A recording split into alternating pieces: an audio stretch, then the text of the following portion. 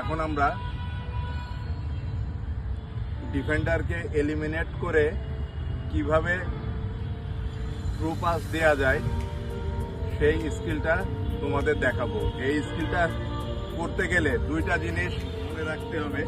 সেটা হলো আমরা সাধারণত যে জিনিসটা করে থাকি, আমরা সব লেভেলের প্লেয়াররাই একটা জিনিস চেষ্টা করি যে বল ড্রিবল বা রোল করে ডিফেন্ডারের উপরে চলে যায়, যার ফলে কি হয় ডিফেন্ডার ট্যাকেল করে বলটা সহজে আমাদের কাছ থেকে ছিনিয়ে নেয়।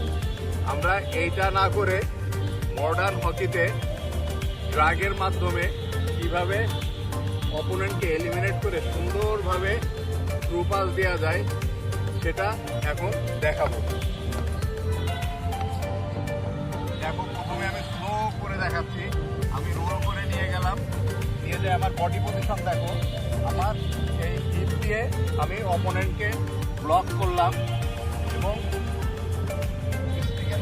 মাধ্যমে ট্র্যাক করে বলটা আমার সামনে আসলো, আমি পাস দেওয়ার চেষ্টা করলাম। আবার দেখো ড্রিলটা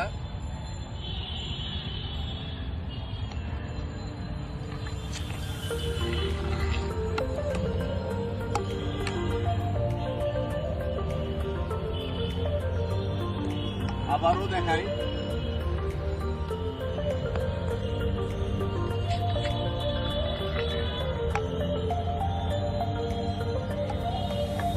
পাস দিয়ে দিলাম।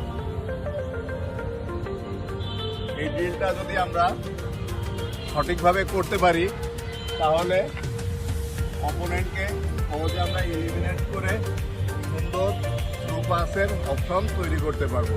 এই ড্রিলটা তোমরা একাডেমিতে বা ব্যক্তিগতভাবে ছোট জায়গার ভিতরে নিজে অনুশীলন করে ড্রিলটা রপ্ত করতে পারো এবং তোমার স্কিলটার প্রপারভাবে প্র্যাকটিস করে আরও ডেভেলপমেন্ট করতে পারো।